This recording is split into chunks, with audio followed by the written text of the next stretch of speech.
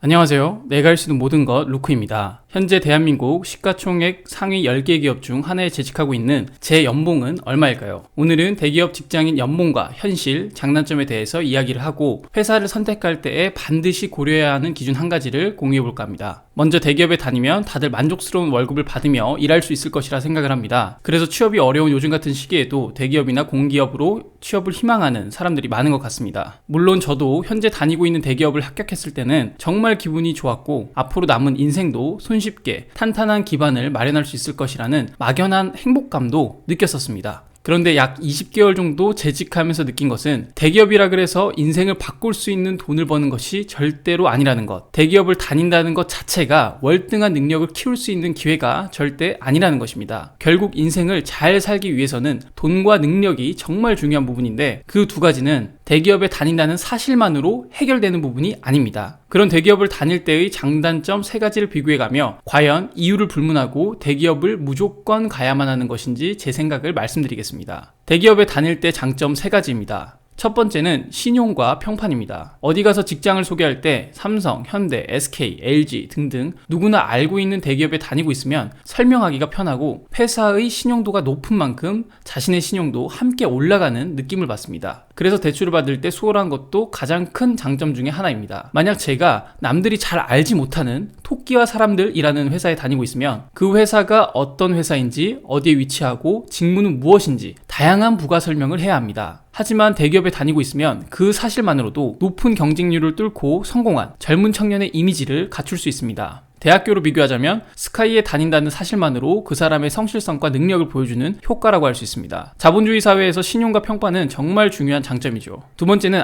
안정성입니다. 제가 처음으로 중견기업을 다녔을 때 회사가 어려워지자 구조조정을 단행했고 약 300명의 직원들이 있었던 자회사였는데 결국에는 상호명까지 바뀌면서 공중분해 수준으로 갔습니다. 저도 1년 만에 권고사직을 받았습니다. 젊은 나이였기에 큰 타격은 없었지만 그 회사에 있던 수많은 가장들은 실직자가 되었고 불가피하게 이직을 해야 했습니다. 하지만 대기업을 다니면 적어도 10년 이상은 문제없이 직장 생활을 할 수 있을 것 같은 안정감이 있습니다. 세 번째는 연봉입니다. 대기업 1년 차인 제 연봉은 약 5천만 원 중반 정도입니다. 중견기업을 다녔을 때 과장님들이 5천만 원 정도 받았었는데 그에 비하면 대기업 사원 연봉이 웬만한 기업의 과장님과 차장님과 비슷한 수준입니다. 대기업 중에서도 신입 초봉이 약 8천만 원 이상인 직군도 있다고 들었는데 그 정도면 일반 기업에서는 이사급 이상이 받을 수 있는 연봉 수준이죠. 중소기업과 대기업의 연봉 격차가 확실히 높아지고 있는 현실입니다. 아마 거의 모든 취준생들이 대기업에 다니고 싶은 이유도 돈 때문이지 않을까 생각합니다.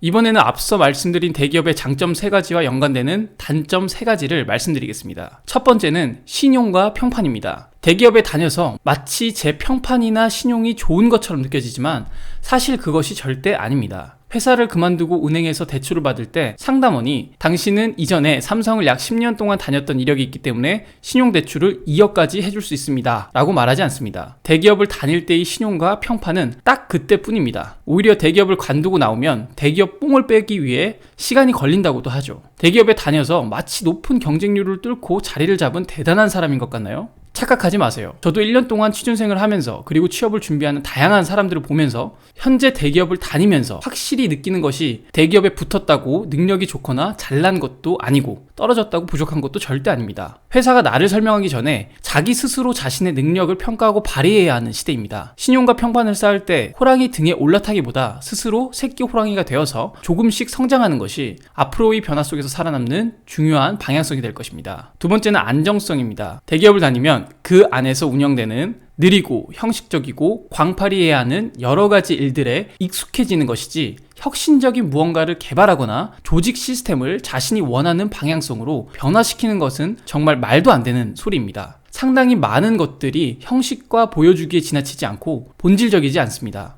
성장하는 유니콘 기업이나 혁신 기업은 뺄 것이 없을 때까지 빼고 본질만 남긴다고 하는데 대기업은 이와 상반되는 경우가 굉장히 많습니다. 본질이 무엇인지도 모르겠고 불필요한 광파리만 더 이상 집어넣을 수 없을 때까지 집어넣죠. 일하는 방식도 중요한 것에 집중하기보다 오만 잡스러운 것에 모두 발을 걸쳐서 우리 부서가 이만큼 한다를 표출하기에 급급합니다. 이런 환경 속에서 어떤 경쟁력을 갖출 수 있을까요? 과연 이런 환경 속에서 오래 일한 사람이 4차 산업혁명에서 안정적인 능력을 갖춘 사람이라고 할 수 있을까요? 능력이 있다는 명제는 많은 곳에서 함께 일하기를 원하는 인재라고 생각합니다. 하지만 대기업에 오래 다닌 사람들은 알 것입니다. 자신이 이직하게 되면 현재 받는 월급보다 훨씬 못 미치는 수준에서 직장 생활을 해야 한다는 것을요. 말은 하지 않아도 능력이 없다는 것을 스스로 알고 있습니다. 그래서 과정이 되면 회사에 더 전전긍긍하게 되고 결국에는 고인물만 쌓여가는 체계에서 진짜 능력 있는 젊은 친구들이 오랫동안 직장 생활을 해야 할 이유가 빈약해진 시대입니다. 대기업은 정말 안정적일까요? 세 번째는 돈입니다. 대기업은 절대 주 52시간을 칼같이 지키면서 돈을 주는 곳이 아닙니다. 대기업 신입 연봉이 약 8천만 원에서 5천만 원 사이에 포진돼 있는데 높은 연봉을 주는 만큼 업무 강도와 경쟁은 더 높아집니다. 그것을 시간당 급여로 환산하면 3만 원에서 2만 원 사이의 시급을 받습니다. 사실 대기업에서도 신입 연봉 8천만 원이라는 극단적인 케이스가 약 시급 3만 원인 셈이고 일반적인 대기업은 2만 원 초반 정도입니다.